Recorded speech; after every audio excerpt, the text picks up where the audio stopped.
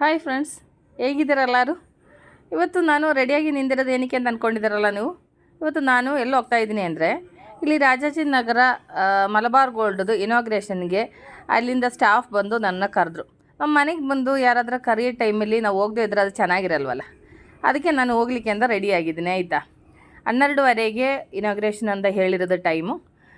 ಈಗ ಟೈಮ್ 12 ಗಂಟೆ ಆಯಿತು. ಇಲ್ಲಿಂದ ನನಗೊಂದು 15-20 ನಿಮಿಷ ಹೋಗೋದಿದೆ. ನಾನು 2 ವೀಲರ್ಲಿ ಹೋಗೋದಾಯ್ತಾ. ಆದರೆ ಈ ಬಿಸಿಲಲ್ಲಿ ಏನು ಮಾಡೋದು ಅಂತ ಗೊತ್ತಿಲ್ಲ, ಆದರೂ ಹೋಗಿ ಬರೋಣ.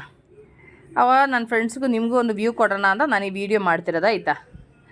ಅಲ್ಲಿ ಫಿಲಿಮ್ ಆ್ಯಕ್ಟ್ರಸ್ಸು ಬರ್ತಿದ್ದಾರೆ ಇನಾಗ್ರೇಷನ್ಗೆ. ಆವಾಗ ಅವ್ರನ್ನೂ ನೋಡಿಕೊಂಡು ಅದಾದಮೇಲೆ ಗೋಲ್ಡು ಏನಾದರೂ ತೊಗೊಳಕ್ಕೆ ಆಗೋದಾದರೆ ತೊಗೊಳ್ತೀನಿ. ಅವು ನಮಗೆ ಹೋಗಿ ಬರೋಣ. ನಾನಿಲ್ಲಿ ರೀಚ್ ಆಯಿತು. ಇನ್ನು ಗಾಡಿ ಕೆಳಗೆ ಪಾರ್ಕ್ ಮಾಡಿಬಿಟ್ಟು ಮೇಲೆಗೆ ಹೋಗಬೇಕು. ಇನ್ನು ಎಲ್ಲರೂ ಬರ್ತಿದ್ದಾರಷ್ಟೇ. ನಾನಿಲ್ಲಿ ಬಂದಿದ್ದೀನಿ. ಇನಾಗ್ರೇಷನ್ ಮಾಡೋರು ಇನ್ನೂ ಬರಲಿಲ್ಲ, ವೆಯ್ಟ್ ಮಾಡ್ತಾಯಿದ್ದೀನಿ. ಒಬ್ಬೊಬ್ಬರು ಗೆಸ್ಟ್ಗಳು ಬರ್ತಿದ್ದಾರೆ. ಬರೋರನ್ನ ಅವ್ರು ಇನ್ವೈಟ್ ಮಾಡ್ತಿದ್ದಾರೆ. ನೋಡಿ ಒಳಗಡೆಗೆ ಎಷ್ಟೊಂದು ಜನ ವೆಯ್ಟ್ ಮಾಡ್ತಿದ್ದಾರೆ ಅಂದರೆ ತುಂಬ ಜನ ಇದ್ದಾರೆ. ತುಂಬ ಜನ ಇನ್ವೈಟ್ ಮಾಡಿದ್ದಾರೆ. ಹೊರಗಡೆ ರೋಡ್ ಹತ್ರ ಎಷ್ಟೊಂದು ಜನ ವೆಯ್ಟ್ ಮಾಡ್ತಿರೋದು ನೋಡಿ, ಅವರು ಫಿಲಿಮ್ ಆ್ಯಕ್ಟ್ರಸ್ ನೋಡೋಕ್ಕೆ. ಒಳಗಡೆನೂ ತುಂಬ ಜನ ಇದ್ದಾರೆ. ಇವತ್ತು ಏನೇನೋ ಆಫರ್ ಬಿಟ್ಟಿದ್ದಾರೆ, ಅದಕ್ಕೆ ಎಲ್ಲರೂ ಗೋಲ್ಡ್ ತೊಗೊಳ್ಳೋ ಬ್ಯುಸಿನಲ್ಲಿದ್ದಾರೆ. ತುಂಬ ಜನ ಗೋಲ್ಡ್ ತೊಗೊಳ್ತಾ ಇದ್ದಾರೆ. ಅದಾದಮೇಲೆ ಕೆಲವರು ವೆಯ್ಟ್ ಮಾಡ್ತಿದ್ದಾರೆ. ನಾನಿಲ್ಲಿ ಫ್ರೆಂಡಲ್ಲೇ ಬಂದು ನಿಂತ್ಕೊಂಡಿದ್ದೀನಿ. ಏನಕ್ಕೆ ಅಂದರೆ ಇಲ್ಲಿ ಇನಾಗ್ರೇಷನ್ ಮಾಡೋಕ್ಕೆ ಇಲ್ಲಿ ಒಂದು ರಿಬನ್ ಹಾಕಿದ್ದಾರೆ.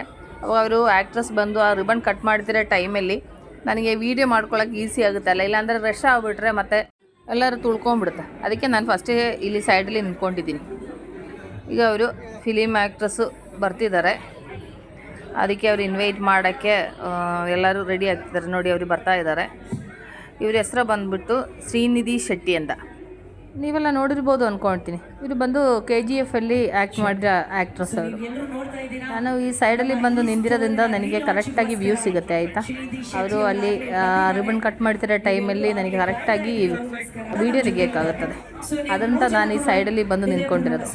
ನನಗೂ ಇವ್ರನ್ನ ನೋಡಲಿಕ್ಕೆ ಒಂದು ಒಳ್ಳೆಯ ಚಾನ್ಸ್ ಸಿಕ್ತು. ನಾನದು ಫಸ್ಟ್ ಟೈಮ್ ಇವ್ರನ್ನ ನೋಡ್ತಿರೋದು.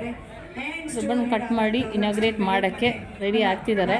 ಅದಕ್ಕೇನು ಜಾಸ್ತಿ ಟೈಮೇನು ಬೇಕಾಗಿಲ್ಲಲ್ಲ, 1 ನಿಮಿಷದಲ್ಲಿ ಅದು ಕಟ್ ಮಾಡಿದರೆ ಮುಗಿಯಿತು, ಇನಾಗ್ರೇಷನ್ ಆಗೋಯಿತು. ಎಲ್ಲರೂ ರೆಡಿ ಆಗಿ ನಿಂತಿದ್ದಾರೆ. ಓಕೆ 1 2 3 ಅಂತ ಹೇಳ್ತಿದ್ದಾರೆ. ಓಕೆ, ಇನಾಗ್ರೇಷನ್ ಆಯಿತು. ಅದಾದಮೇಲೆ ಮತ್ತೆ ತಿರ್ಗಾ ಇವರು ಮೇಲೆ ಫ್ಲೋರ್ಗೆ ಹೋಗ್ತಿದ್ದಾರೆ. ಆ್ಯಕ್ಚುಲಿ ಈ ಫ್ಲೋರು ಮೊದಲೇ ಇತ್ತು, ಆದರೆ ಇನ್ನೂ ಸ್ವಲ್ಪ ಡೆವಲಪ್ ಮಾಡಿದ್ದಾರೆ ಅಷ್ಟೇ. ಇದು ಒಂದು ಡೈಮಂಡ್ ಸ್ಟೋರು.